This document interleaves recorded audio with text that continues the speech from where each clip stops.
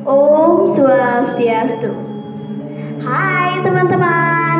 Nah, pada kesempatan kali ini saya akan bercerita tentang legenda Jayaprana dan Layang Sari. Nah, sebelum saya bercerita, izinkan saya memperkenalkan diri terlebih dahulu.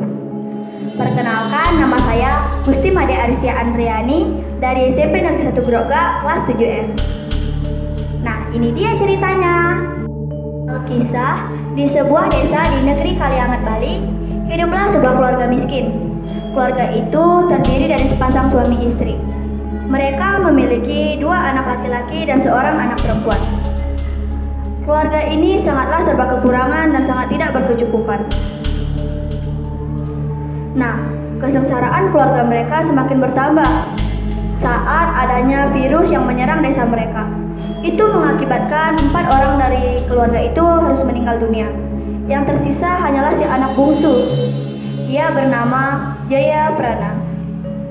Jayaprana kini menjadi seorang anak yatim piatu. Oleh karena tidak kuat menjalani hidup sendiri, ia memberanikan diri untuk menghadap raja dan meminta agar dijadikan seorang abdi kerajaan. Dia pun menyetujui permintaan dari Jayaprana.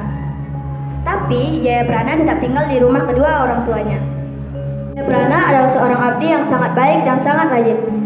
Setiap pagi-pagi sekali ia sudah ke istana untuk beberes. Semua pekerjaan istana ia yang menyelesaikan. Nah, maka tak mengherankan jika Jayaprana menjadi seorang abdi kesayangan sang raja. Jayaprana kini tumbuh menjadi seorang pemuda yang sangat tampan dan juga banyak digemari oleh para dayang-dayang istana. Oleh karena itu, raja pun menitahkan Jayaprana untuk memilih salah satu dayang-dayang istana untuk dipersunting dan dijadikan calon istri. Jayaprana pun menolak titah Baginda dengan sangat halus. Maafkan saya, Baginda. Saya bukan tidak ingin menikah. Kalau boleh jujur, saya memang ingin menikah, tapi bukan dengan dayang-dayang istana. Jika diperkenankan, izinkan saya mencari calon istri di luar sana, ucap Jayaprana. Raja pun menjawab, baiklah Jayaprana, aku tidak akan menghalangi niatmu untuk mencari calon istri pilihan hatimu, ucap raja memberitahu sang Jayaprana. Keesokan hari, Jayaprana pun berjalan beberapa prajurit istana ke pasar. Ia duduk di samping pasar untuk melihat gadis-gadis yang lewat. Nah, tak berselang lama, ia melihat seorang gadis yang mengenakan pakaian cukup sederhana. Gadis itu sangatlah memiliki paras yang sangat cantik dan sangat mempesona. 2 pasang mata pun saling bertemu. Mereka memang tidak ada berbicara sedikit pun, namun mereka berbicara dengan bahasa jiwa, bahasa yang jauh lebih jujur dan jauh lebih tulus dari hati yang paling dalam. Saat gadis itu menyelinap di balik keramaian, Jayaprana berkata, siapa gadis itu? Dari mana asalnya? Aduh, cantik sekali, ucap Jayaprana. Namun, prajurit istana tak ada yang mendengar perkataan. Ia berbicara dengan sangat pelan. Nah, pada saat gadis itu menyelinap di keramaian, Jayaprana pun memikirkan untuk balik saja ke istana dan memberitahu informasi ini kepada sang raja. Sang raja yang mendengar informasi ini tentu sangat ikut bahagia karena abdi kesayangannya sudah menemukan calon istri. Sang raja pun memberi Jayaprana sebuah surat. Jayaprana, besok pagi-pagi kamu antar ini ya ke rumah sang gadis. Kamu bisa memberinya dan memberitahu bahwa kamu akan menikahinya, ucap sang raja.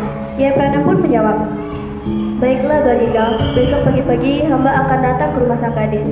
Kalian pasti bertanya-tanya, dari mana Jayaprana tahu rumah sang gadis?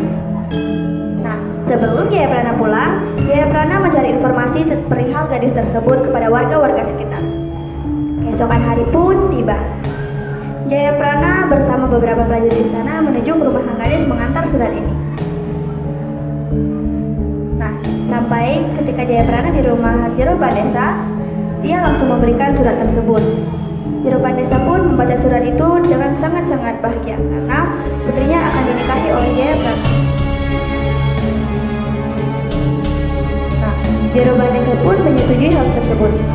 Jayaprana langsung menoleh kepada sang gadis, dan lalu sang gadis itu diberikan surat ini oleh ayahnya.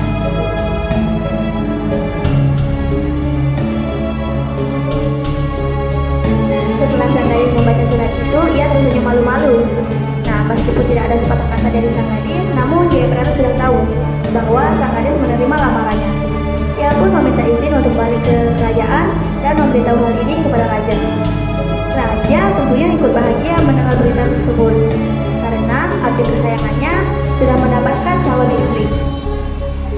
Raja pun langsung mendirikan balai-balai untuk pesta abdi kesayangannya.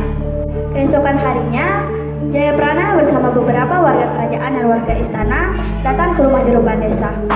Oh iya teman-teman, kalian pasti belum saya kasih tahu ya siapa nama sang gadis. Nama sang gadis itu adalah Layang Sari. Singkatnya waktu, sampailah Jayaprana di rumah Layang Sari. Jayaprana ke rumah Layang Sari menaiki joli dari kerajaan. Setelah melakukan upacara adat, mereka pun langsung balik ke istana dan meminta doa restu kepada raja. Nah, saat mereka berdoa, sang raja hanya bisa diam. Ia terpesona oleh kecantikan dari Layang Sari. Nah, dari situlah muncul niat buruk dari sang raja. Ia ingin merebut Layang Sari dari abdinya itu. Nah, saat Jayaprana dan Layang Sari pulang, sang raja pun mengumpulkan para pati-pati kerajaan dan ia berkata, "Aduh, kalau aku tidak bisa menikahi Layang Sari, maka aku akan gila," ucap sang raja. Patih Isaunggaling pun memberikan saran kepada raja bahwa untuk menyuruh Jayaprana pergi ke Teluk Terima. Nah, itu hanyalah sebuah siasat untuk menipu Jayaprana. Nah, raja pun memanggil Jayaprana untuk menghadapnya. Sang raja berkata, "Jayaprana, besok pagi-pagi kamu ke Teluk Terima ya bersama Ipati Saunggaling untuk memeriksa perahu-perahu yang sudah rusak," ucap raja. Jayaprana pun membalas, "Baik Baginda, besok hamba akan datang ke Teluk Terima untuk meneliti perahu-perahu tersebut," ucap Jayaprana. Nah, Jayaprana pun akhirnya berjalan pulang dan memberitahu sang istri bahwa ia akan datang ke Teluk Terima untuk meneliti perahu-perahu yang rusak. Nah, di sanalah muncul firasat buruk dari sang istri. Layang Sari sangat-sangat tidak menerima bahwa Jayaprana harus pergi ke Teluk Terima. Apalagi semalam ia bermimpi rumah mereka dihadang banjir yang sangat besar. Layang Sari pun berkata, "Kanda, sebaiknya urungkan saja dan Kanda itu ya. Tidak khawatir terjadi sesuatu akan diri Kanda." Nah, itu ucap Layang Sari. Jayaprana pun meyakinkan sang istri, "Ada, tidak Dinda, ini sudah perintah dari sang raja. Hamba tidak bisa menolaknya. Nah, Dinda ingat kan, kematian itu hanya ada di tangan Tuhan," ucap Jayaprana meyakinkan sang istri. Nah, Layang Sari pun tidak bisa berkata-kata karena itu sudah kemauan dari sang suami. Keesokan harinya pun Jayaprana bersama Ipati Saunggaling pergi ke Teluk Terima. Nah, saat mereka tiba di hutan, Patih Saunggaling menerkam Jayaprana dengan keris yang ia bawa. Jayaprana pun meninggal di tangan Patih Saunggaling. Patih Saunggaling bergegas kembali ke desa untuk memberitahu hal palsu tersebut. Berita itu tentunya sampai ke telinga Layang Sari. Ia sangat sedih. Nah, namun Layang Sari tidak begitu saja percaya dengan perkataan Patih Saunggaling karena ia tahu bahwa suaminya dibunuh oleh sang raja. Tapi Layang Sari hanya bisa diam karena ia tak bisa menghadapi raja sendiri. Keesokan hari, raja pun menemui Layang Sari. Saat raja menemui Layang Sari, ia berpura-pura sedih dengan wajahnya itu. Dan raja juga merayu Layang Sari agar ikut bersamanya ke istana dan menjadikan ia sang permaisuri. Layang Sari menolak raja dengan sangat halus. "Maafkan hamba Baginda, hamba belum bisa melupakan mantan suami hamba," ucap Layang Sari. Raja pun sangat mengamuk. Ia tidak suka bahwa cintanya ditolak. Sang raja pun menarik tangan Layang Sari untuk mengajaknya ikut ke istana dan menikahinya. Nah, disitulah Layang Sari mencabut keris dari pinggang sang prabu. Ia mengancam sang raja, "Lebih baik aku mati daripada harus menikah dengan orang yang tidak aku cintai sama sekali."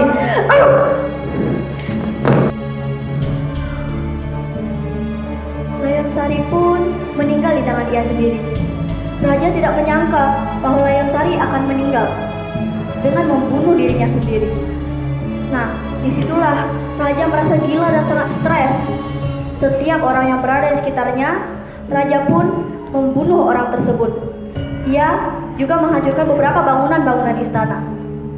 Sari pun dimakamkan di dekat makam suaminya yaitu Jayaprana. Nah teman-teman, itu dia cerita dari legenda Jayaprana dan Layang Sari. Bagaimana ceritanya?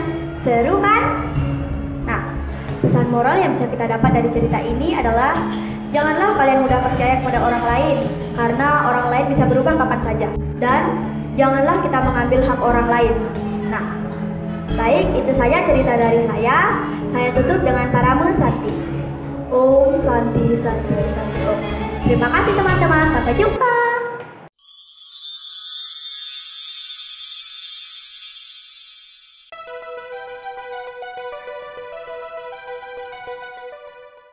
Om Swastiastu. Halo teman-teman, perkenalkan nama saya Igusti Ayu Daracinta Ningrum, kelas 7F dari SMP Negeri 1 Broka. Teman-teman, hari ini saya akan menyampaikan cerita tentang legenda Selat Bali. Mari kita simak bersama. Legenda Selat Bali. Dahulu kala, wilayah Bali dan Jawa merupakan suatu kesatuan daratan. Namun karena adanya perjanjian antara Sidi Mandra dan Naga Basuki, Bali dan Jawa kemudian terpisah.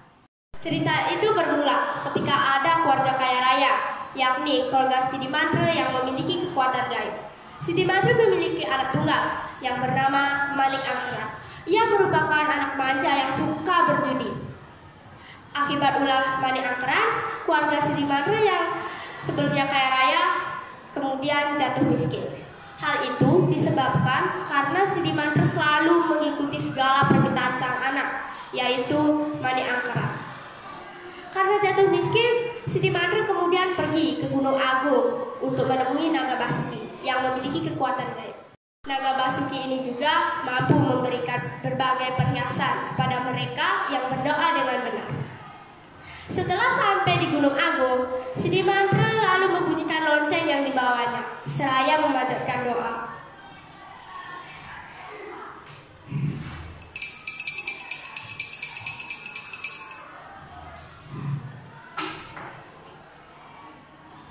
Naga Basuki keluar dan berkata, "Apa tujuanmu datang ke sini, wahai makhluk fana?" Sidi Mandra pun menjawab, "Aku ingin meminta sedikit hartamu untuk melunasi hutang-hutang anakku, wahai Naga Basuki." Naga Basuki pun berkata, "Baiklah, akan kuberikan berbagai perhiasan padamu. Tetapi aku juga punya pesan untuk anakmu, sampaikan padanya untuk menggunakan harta ini dengan bijak." Lama kemudian, keluarlah berbagai perhiasan dari Naga Basuki. "Terima kasih Naga Basuki, akan kusampaikan pesanmu kepada anakku. Semoga dewa membalas segala kebaikanmu." Sidi Mandra pun pulang membawa berbagai perhiasan tersebut. Sesampainya di rumah, berbagai perhiasan tersebut kemudian diberikan kepada anaknya. Ia juga meminta anaknya untuk berhenti berjudi. Awalnya Manik menyanggupi permintaan sang ayah.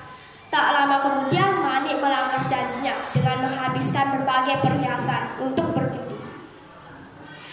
Setelah pulang, Manik pun mencari tahu dari mana ayahnya mendapatkan berbagai perhiasan tersebut. Setelah itu, Manik mengetahuinya bahwa sang ayah mendapatkannya dari Naga Basuki yang mendiami Gunung Agung. Manik Angkara pun pergi ke Gunung Agung untuk menemui Naga Basuki setelah mencuri genta milik ayahnya.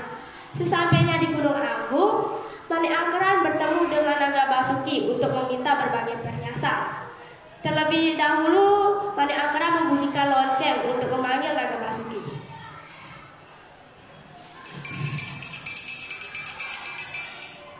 Naga Basuki pun keluar dan bertanya, "Siapa kau dan apa tujuanmu ke sini, wahai makhluk fana? Kenapa kau bisa memiliki genta itu?"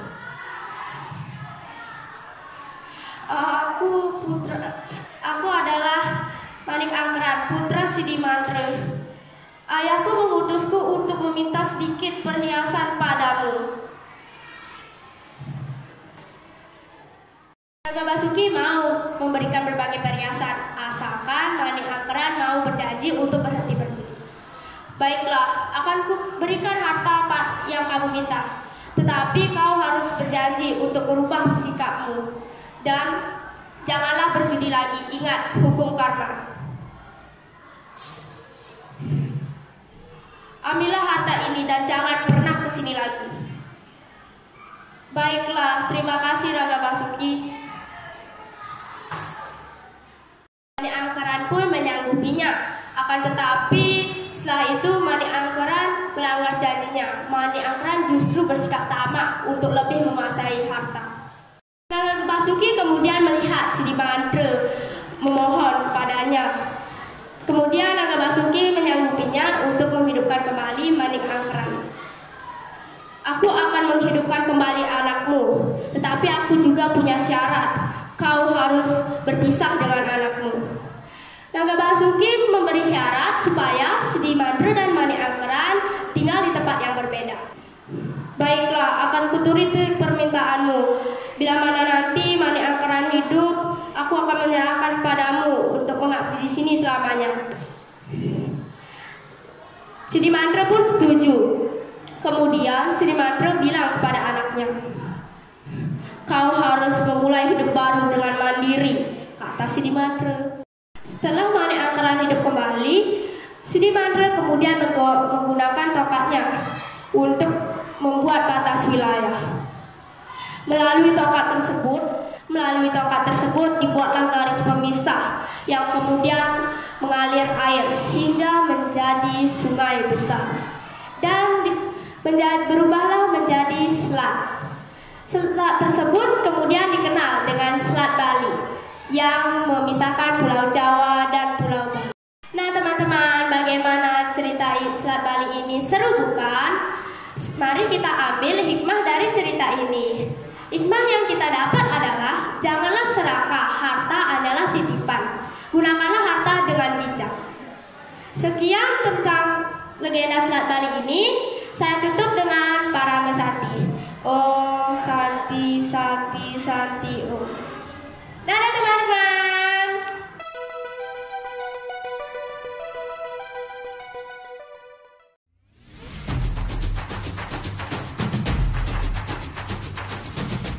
Teman, perkenalkan nama saya Madi Andika Yoga Pratama dari kelas 7A. Kali ini saya akan menyampaikan cerita yang berjudul Jaya Prana dan Layon Sari. Selamat menyaksikan. Alkisah di sebuah desa di negeri Kaliangan, Bali, hiduplah sebuah keluarga miskin. Keluarga itu terdiri dari sepasang suami istri yang memiliki 2 anak laki-laki dan seorang anak perempuan. Kesengsaraan keluarga itu terus bertambah saat desa mereka diserang oleh wabah penyakit dan hanya menyisakan anak laki-laki bungsu yang bernama Jaya Prana. Jaya Prana kemudian berubah menjadi anak yatim piatu. Karena kan tidak kuat menahan beban hidupnya seorang diri, Jaya Prana kemudian menghadap kepada sang raja dan meminta untuk menjadi pengabdinya. Dikarenakan sang raja sangat kasihan melihat Jaya Prana yang hidup seorang diri, akhirnya raja menerima Jaya Prana untuk menjadi abdinya. Jaya Prana menjadi abdi yang sangat baik. Setiap pagi-pagi sekali ia datang ke istana untuk menjalankan tugas-tugasnya. Tak heran bahwa dia menjadi abdi terbaik sang raja.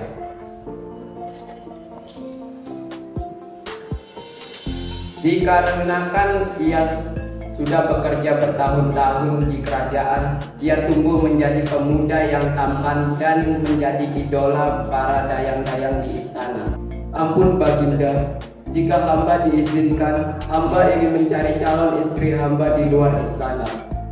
Baiklah, jika itu maumu, aku tidak bisa melarangmu untuk melakukannya. Semoga kau cepat menemukan calon istrimu di luar istana. Terima kasih Baginda. Keesokan harinya, Jaya Prana pun pergi keluar istana untuk mencari calon istrinya. Saat ia berjalan-jalan di pasar, ia menemui seorang gadis yang sangat cantik dan senyumnya yang sangat manis. Mereka hanya berpapasan dan saling melirik satu sama lain. Benih-benih cinta muncul di antara mereka.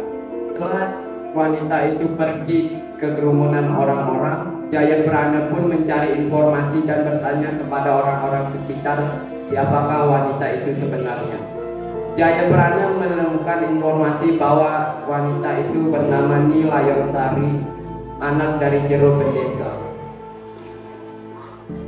Setelah mengetahui informasi dari para warga tentang wanita tersebut, Jayaprana pun kembali ke istana untuk menyampaikannya kepada Raja Kalyangan bahwa dia sudah menemukan calon istrinya. Keesokan harinya, Jayaprana ditemani oleh para pengabdi istana yang lain pergi ke rumah Jero Bendesa untuk melamar Nilayongsari.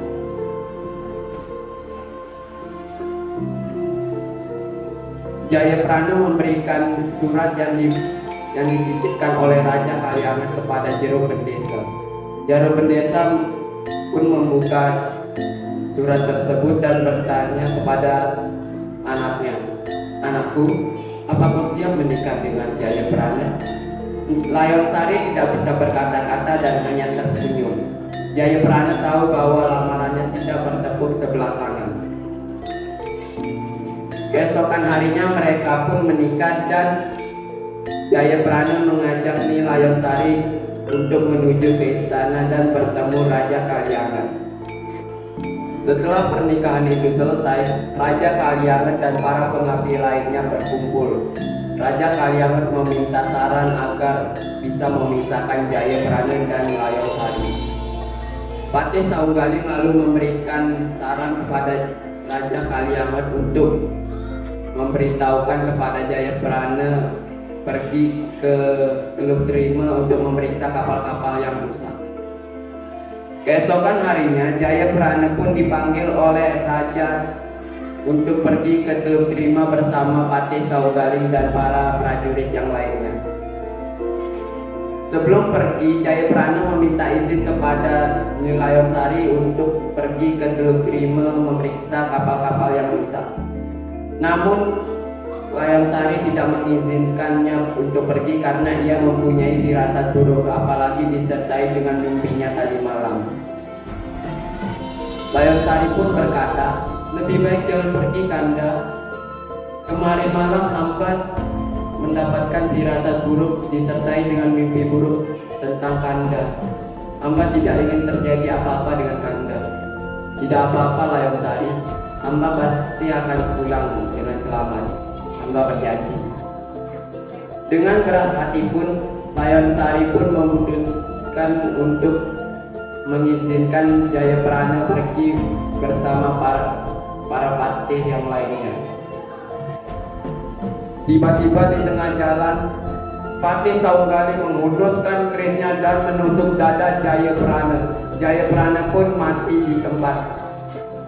Dan Patih Saunggaling beserta prajurit yang lainnya pun meninggalkan Jayaprana.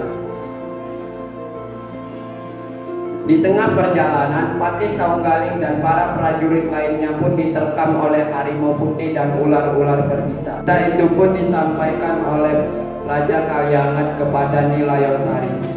Nilayongsari sangat sedih mendengar kabar tersebut. Raja Kalyangan pun berkata, "Nilayongsari, aku turut berduka cita atas kematian Jayaprana. Jika kau mau menjadi permaisuriku, aku akan menemanimu di hari-hari kosongmu. Maafkan aku, Baginda. Aku tidak bisa menuruti perintah Baginda. Aku sangat menyayangi Jayaprana. Aku tidak mungkin berpaling ke laki-laki lain." Karena mendengar jawaban Nilayongsari, Raja Kalyangan pun sangat murka dan menarik tangan Nilayongsari secara paksa untuk dibawa ke istana. Nilayongsari pun mengambil keris yang ada di punggung Raja Kalyangan sambil berkata, "Lebih baik aku mati daripada harus menikah dengan orang yang telah membunuh suamiku." Nilayongsari pun menghunuskan keris itu ke dadanya dan dia pun meninggal di tempat. Raja Kalianget yang melihat kematian Nilausari di depan matanya sendiri pun sangat sedih. Dia mengamuk dan menghancurkan sebagian kerajaan. Warga-warga yang takut melihat amukan Raja Kalianget pun melaporkannya pada penjaga kerajaan. Penjaga kerajaan langsung menangkap Raja Kalianget dan memasukkannya ke dalam penjara. Di dalam penjara kerajaan, raja menjadi gila karena ulahnya sendiri. Dan cerita pun selesai. Nah teman-teman, seru kan cerita tadi? Nah, pesan yang kita bisa ambil dari cerita ini adalah janganlah kita mengambil hak orang lain selama hak itu bukanlah milik kita. Oke, sampai di sini dulu ceritanya teman-teman ya. Dan sampai jumpa di cerita yang selanjutnya. Dadah!